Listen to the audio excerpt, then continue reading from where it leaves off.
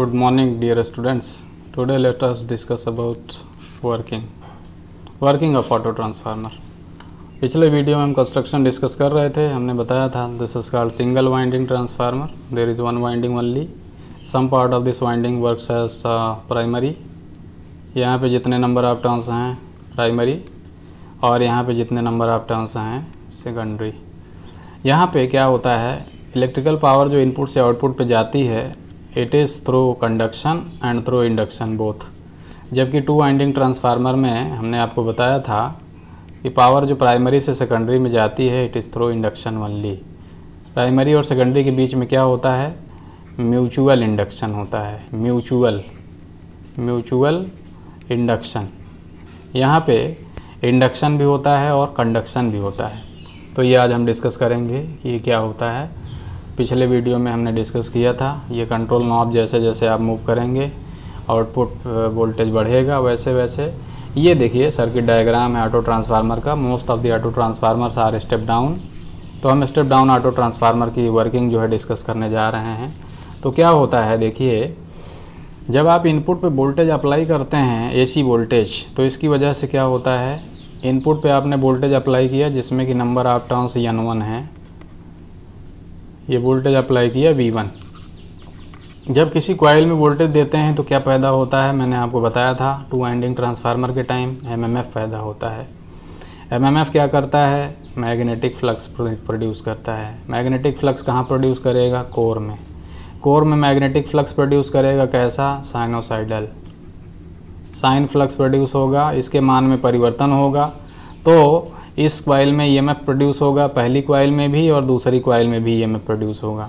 तो पहली कॉइल में जो EMF प्रोड्यूस होगा प्राथमिक कॉइल में E1, वो अप्लाइड वोल्टेज जो है। दूसरी कॉइल में जो EMF प्रोड्यूस होगा E2। तो सेकेंडरी वाइंडिंग में जो नंबर ऑफ टर्न्स होंगे उसके अकॉर्डिंग उसमें EMF इंड्यूस हो जाएगा, तो वो EMF हम आउटपुट पे ले लेंगे। इस प्रकार से ऑटो ट्रांसफार्मर वर्क करता है।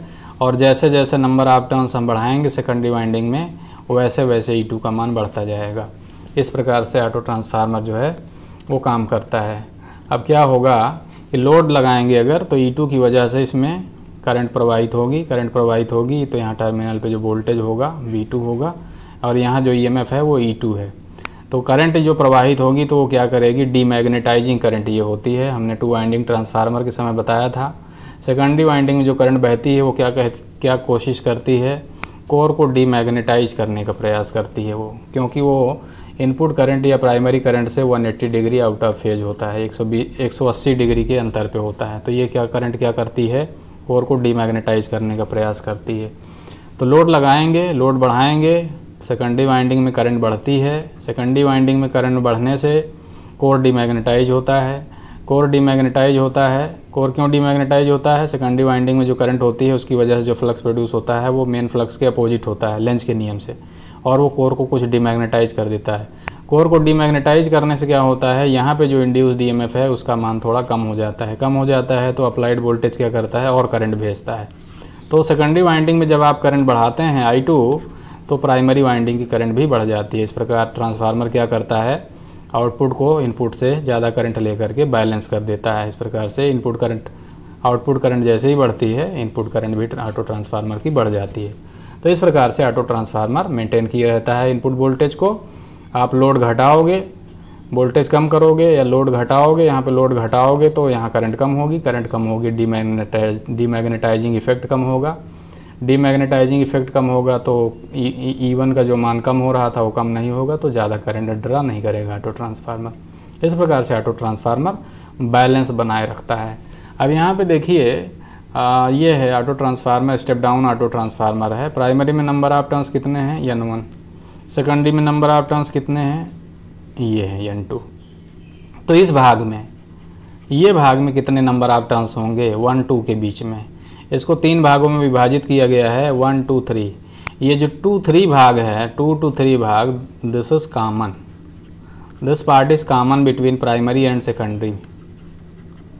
ये कॉमन है प्राइमरी और सेकेंडरी के बीच में। अब ये कॉमन है प्राइमरी सेकेंडरी के बीच में और ये सेकेंडरी भी है, दिस इज सेकेंडरी आल्सो।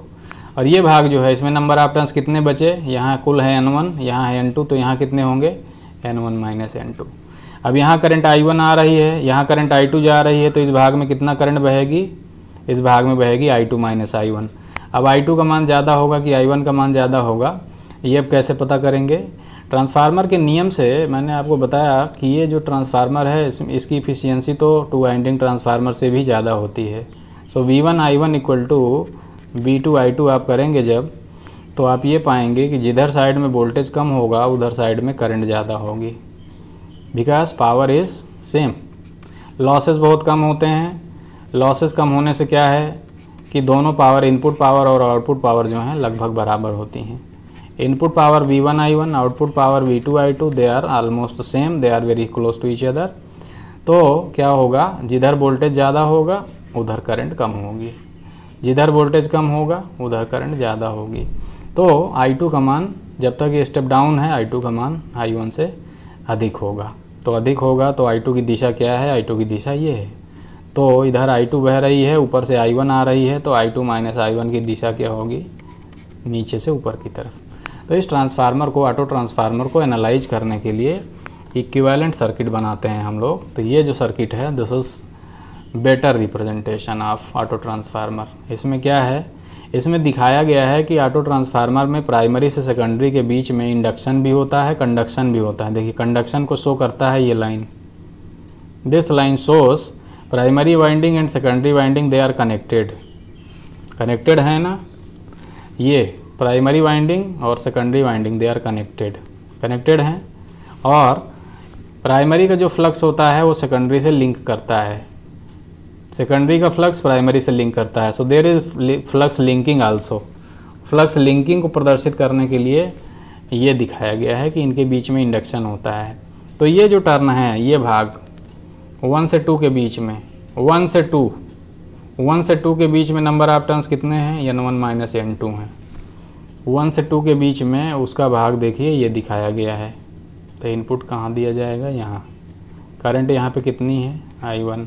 इसमें नंबर ऑफ टर्न्स कितने हैं, N1 माइनस N2। ये कौन सा भाग है ऑटो ट्रांसफार्मर का, 1 से 2 के बीच का भाग है। इसमें नंबर ऑफ टर्न्स हैं N1 minus N2।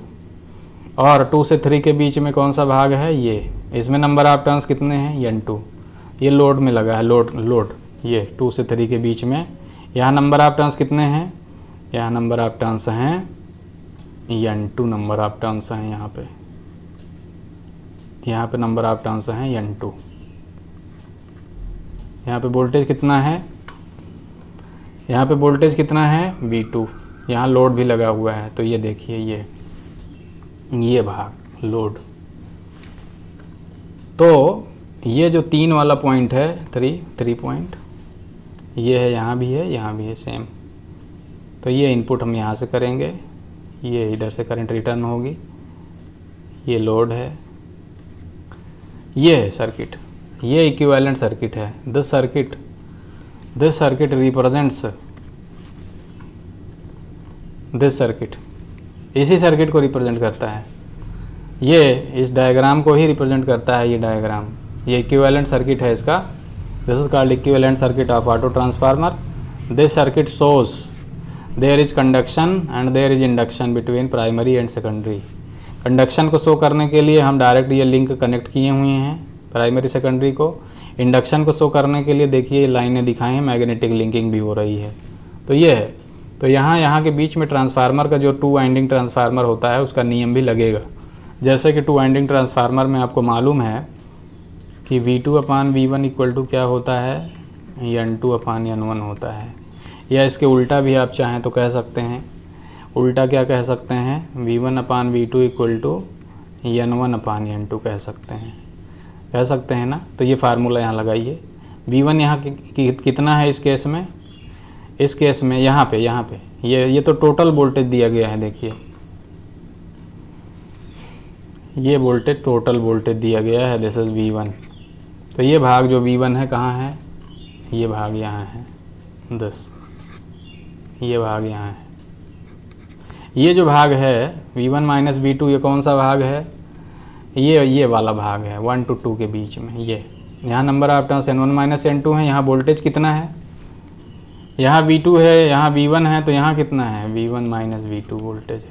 V1 minus V2, यहाँ टोटल V1, यहाँ टोटल V2, तो यहाँ कितना है V1 माइनस V2 इस भाग में 1 से 2 के बीच में, 1 से 2 के बीच में V1 माइनस V2 है। तो ट्रांसफार्मर को रूल लगाइए, V1 upon V2 equal to N1 upon N2 होता है।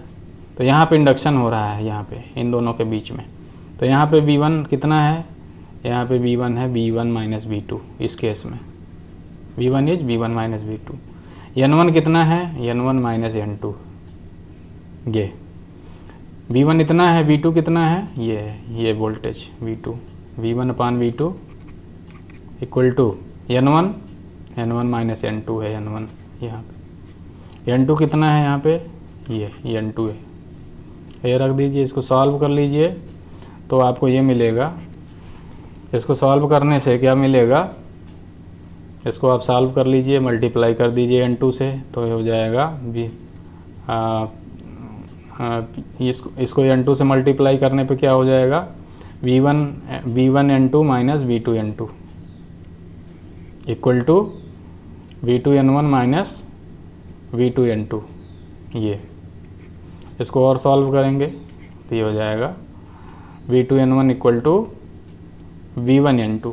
तो इसको और सॉल्व करेंगे, N2 upon N1 equal to V2 upon V1 equal to कोई, जो कि ट्रू वाइंडिंग ट्रांसफार्मर में जो होता है टर्न रेशियो वही यहाँ भी होता है। और अगर पावर का फार्मूला लगा देंगे, इनपुट पावर और आउटपुट पावर मैंने बताया था यहाँ भी लगभग सेम होते हैं because losses are very less. तो यहाँ पे भी V1 I1 equal to V2 I2 होता है, यहाँ पे भी hair also V1 I1 equal to V2 I2 होता है। तो यहाँ से आप निकाल लेंगे कि ये जो रिलेशन होता है टर्न रेशियो का, तो यहाँ से आ जाएगा V2 upon V1 equal to I1 upon I2। तो यहाँ पे इसको कह सकते हैं this is equal to I1 upon I2। So K जो वहाँ होता है वो यहाँ भी होता है, N2 upon N1 equal to V2 upon V1, V2 upon V1 equal to I1 upon I2। This is called K। This is constant for any auto transformer. अब ऑटो ट्रांसफार्मर में क्या होता है, कुछ पावर जाती है कंडक्शन से, इधर से फ्लो कर जाती है डायरेक्ट, क्योंकि डायरेक्ट कनेक्शन भी है। Primary winding and secondary winding they are directly connected and there is induction also. तो कुछ भाग कंडक्शन से पावर जाती है, पावर थ्रू कंडक्शन, कुछ भाग जाती है पावर इंडक्शन से, पावर थ्रू इंडक्शन। तो कितना भाग पावर कंडक्शन से जाती है, कितना भाग इंडक्शन से जाती है, अभी ये हम निकालने जा रहे हैं। तो आउटपुट पावर टोटल लोड में कितनी होगी, लोड में वोल्टेज कितना है, लोड में करंट कितनी है। तो आउटपुट पावर टोटल जो है अपरेंट पावर कितनी होगी, V2 I2। ठीक है, इंडक्शन से कितनी पावर जा रही है, जो पावर यहाँ आ रही है वो इंडक्शन से आ रही है, कितना इतना आ रही है V2 इंटू करंट, यहाँ देखिए इतनी पावर जा रही है थ्रू इंडक्शन। इसको आप सॉल्व कर लेंगे तो V2 इक्वल टू KV1 रख दिया गया है, V2 इक्वल टू KV1 और I2 equal to I1 upon K। अभी थोड़ी देर पहले हम डिस्कस कर रहे थे V2 upon V1 equal to K, और हम ये भी डिस्कस कर रहे थे I1 upon I2 equal to K, ये डिस्कस कर रहे थे। तो यहाँ पे मान रख दिया, V2 की जगह पे क्या रख दिया, KV1, और I2 की जगह पे क्या रख दिया, I1 अपान K रख दिया। इसको सॉल्व करेंगे तो हो जाएगा K V1 I1 1 अपान K माइनस 1। ठीक है, ये यहाँ से I1 कॉमन ले लिया बाहर, I1 को बाहर कॉमन ले लिया तो ये हो गया। तो ये हो जाएगा K V1 I1, ये हो जाएगा 1 माइनस K अपान K, ये दिस, ये K कैंसिल हो जाएगा तो हो जाएगा V1 I1 into 1 minus K। तो इनपुट पावर का 1 माइनस K गुना, इनपुट पावर का 1 माइनस K गुना जो है इंडक्शन से जाएगी। This is power transferred through induction, power transferred through induction, it is total power transferred into 1 minus K। Input जो है वो आउटपुट भी, इनपुट की जगह आउटपुट भी लिख सकते हैं। Power transfer through induction equal to total power output, power output, power output into 1 minus K। Power input और पावर आउटपुट दोनों बराबर हैं, इसलिए 1 माइनस K गुना जो है कुल पावर का 1 माइनस K गुना पावर जाएगी थ्रू इंडक्शन। तो कंडक्शन से कितना जाएगी, कंडक्शन से कितना जाएगी, रिमेनिंग पावर, रिमेनिंग पावर का मतलब total output power minus 1 minus K, total output power minus power through induction. इसको आप घटा दीजिए, input power minus power through induction कर देंगे तो ये हो जाएगा इनपुट पावर का के गुना जाएगी थ्रू कंडक्शन, या ये कह सकते हैं कंडक्शन से कितनी पावर जाएगी, आउटपुट पावर का के गुना, इनपुट पावर का के गुना या आउटपुट पावर का के गुना। तो ऑटो ट्रांसफार्मर जो है कुल पावर V2 I2 कह सकते हैं आउटपुट पावर, या V1 I1 कह सकते हैं इनपुट पावर। तो इसमें से कितना पावर जो है इंडक्शन से भेजता है, ये भेजता है 1 माइनस के भाग, आइदर V2 I2 लिखिए या V1 I1 लिखिए, same, because they are equal. या आप इसको कह सकते हैं कुल पावर का 1 माइनस के भाग, इनपुट पावर का 1 माइनस के भाग कहें, आउटपुट पावर का 1 माइनस के भाग, इतना जाता है इंडक्शन से लोड में, और कितना भाग कंडक्शन से जाता है, वो जाता है के भाग, V1 I1 इंटू के। कुल पावर का के भाग कंडक्शन से जाता है और 1 माइनस के भाग इंडक्शन से जाता है। तो कितना भाग इंडक्शन से जाएगा और कितना भाग कंडक्शन से जाएगा, it depends on K, where K is N2/N1। यानी कि प्रारंभ में when transformer starts increasing voltage, output voltage, then ज़्यादातर पावर जो है वो जाती है थ्रू इंडक्शन। लेकिन जैसे जैसे आप नंबर ऑफ टर्न सेकेंडरी में बढ़ाते जाते हैं, जैसे सेकेंडरी में नंबर ऑफ टर्न्स बढ़ाते जाते हैं, वैसे वैसे के का मान जो है बढ़ता जाता है। के का मान जैसे जैसे बढ़ता जाता है तो इंडक्शन से पावर कम होती जाती है और कंडक्शन से पावर ज़्यादा जाती है। So this is called power transfer through induction and conduction. अब हमने बताया कि यहाँ एक वाइंडिंग यूज होती है तो कॉपर की सेविंग होती है, V shape copper. 2 winding transformer में देखिए कितने वाइंडिंग हैं, 2। ये ऑटो ट्रांसफार्मर में कितनी वाइंडिंग होती है, देयर इज ओनली 1 वाइंडिंग। ये अभी हमने बनाया था इक्विवेलेंट डायग्राम, इक्विवेलेंट सर्किट अभी बनाया था थोड़ी देर पहले। This is I1, this is V1। यहाँ पे लगाया था load, where we have connected load. यहाँ पे वोल्टेज कितना था, V2। यहाँ पे नंबर ऑफ टर्न्स कितने हैं, यहाँ पे N2 सेकेंडरी में।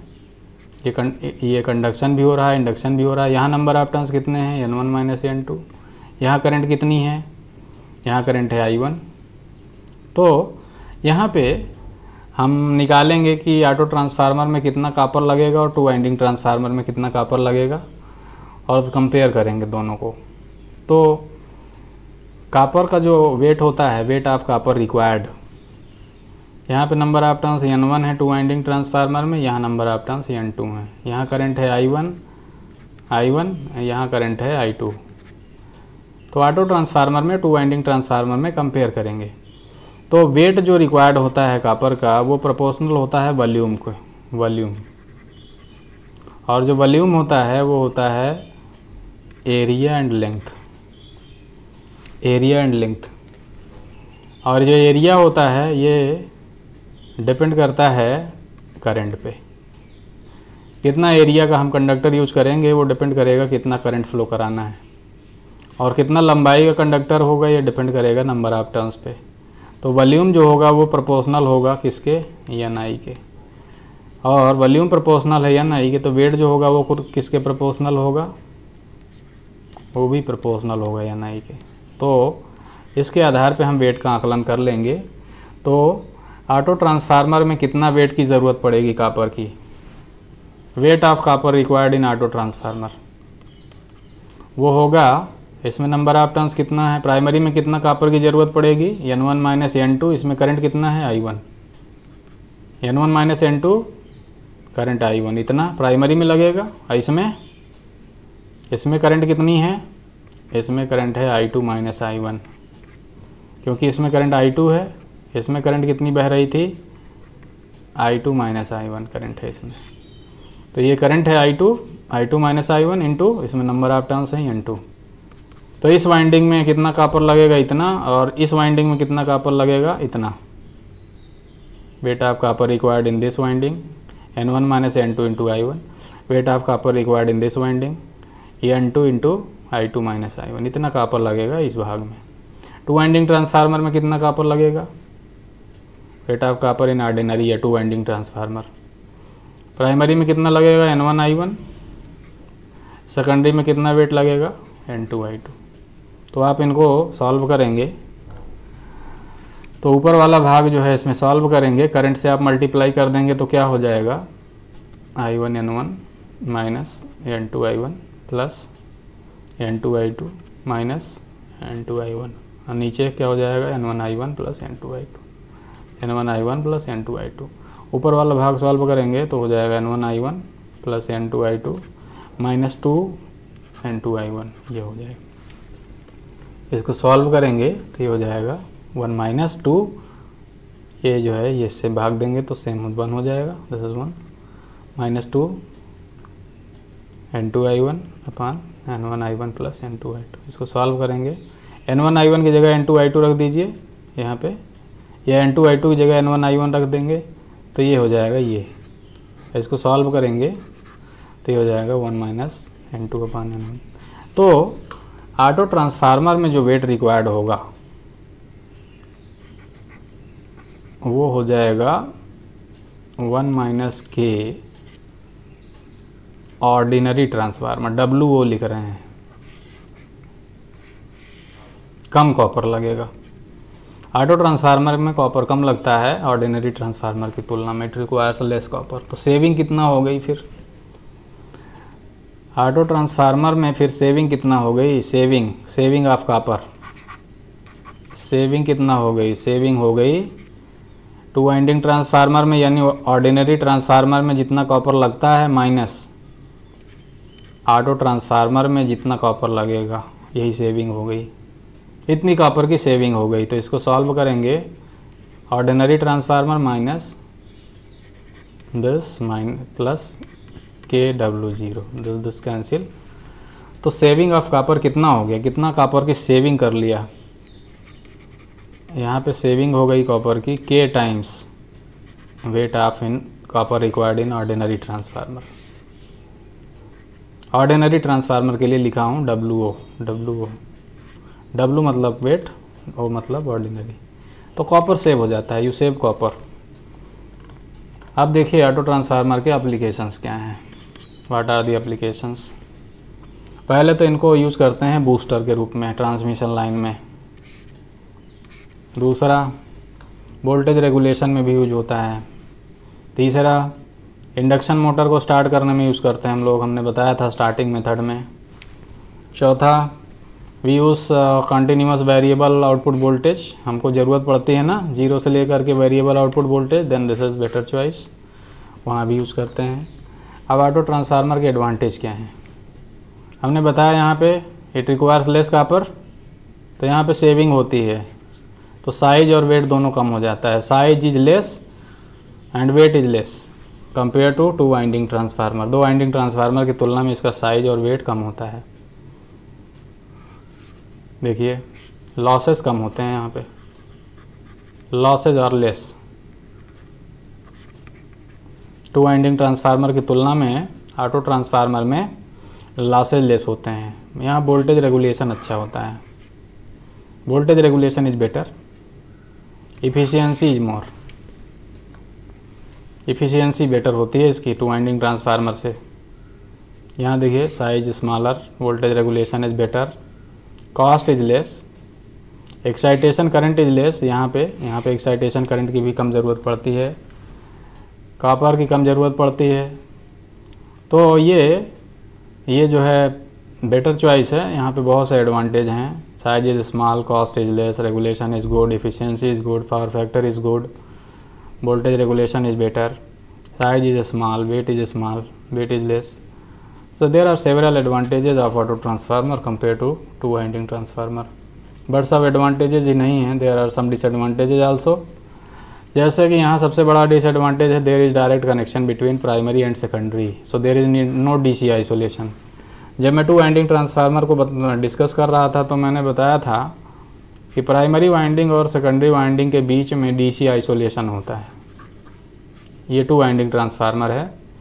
इनपुट पे अगर एसी और डीसी मिक्स है, suppose there is mixture of AC and DC, तो आउटपुट पे डीसी नहीं जाएगा, आउटपुट पे केवल एसी जाएगा। इसको कहते हैं डीसी आइसोलेशन। ये ऑटो ट्रांसफार्मर प्रोवाइड नहीं करता है बिकॉज प्राइमरी और सेकेंडरी जो है कनेक्टेड हैं, दे आर कनेक्टेड। इनपुट पे एसी और डीसी दोनों हैं सपोज, तो आउटपुट पे दोनों चले जाएंगे, क्योंकि अगर इंडक्शन से डीसी नहीं भी जाएगा तो ये कंडक्शन से चला जाएगा, थ्रू कंडक्शन। इसीलिए इसको बोलते हैं there is no DC isolation. तो ये बहुत बड़ा डिसएडवांटेज है। बहुत हाई वोल्टेज को स्टेप डाउन करने के लिए यूज नहीं करते हैं। Auto transformers are not used for very high voltage, क्योंकि यहाँ पे इंसुलेशन करना और बहुत डिफ़िकल्ट होता है, और यहाँ पे क्योंकि सरफेस ओपन करना पड़ता है कार्बन ब्रश के लिए, so it is not good for high voltage.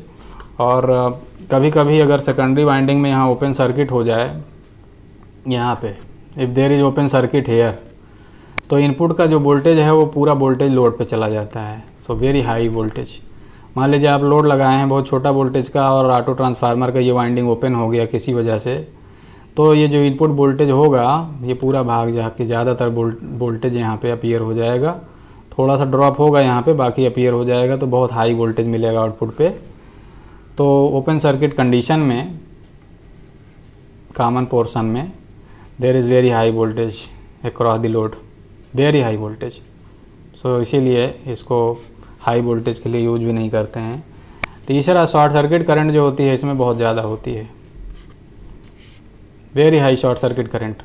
अगर मान लीजिए सेकेंडरी वाइंडिंग में शॉर्ट सर्किट हो गया, तो ऑटो ट्रांसफार्मर में देखिए 2 वाइंडिंग ट्रांसफार्मर में अगर यहाँ पे शॉर्ट सर्किट हुआ, कुछ हुआ, तो ये जो प्राइमरी है उसका इम्पिडेंस जो है वो करंट को लिमिट करता है। बट यहाँ पे अगर शॉर्ट सर्किट यहाँ पे हुआ सेकेंडरी में, तो प्राइमरी सेकेंडरी तो कॉमन है, so impedance which is limiting the current is very less. तो यहाँ पे क्या है, शॉर्ट सर्किट करंट जो होती है ऑटो ट्रांसफार्मर में, it is dangerously very high. So that is why auto transformers are not used for those conditions where very high voltage output voltage, for not very high voltage they are used for low voltage। और यहाँ short circuit current भी जो है secondary में बहुत ज़्यादा होती है। So these are some disadvantages of auto transformer. So thank you for watching this video, thank you so much.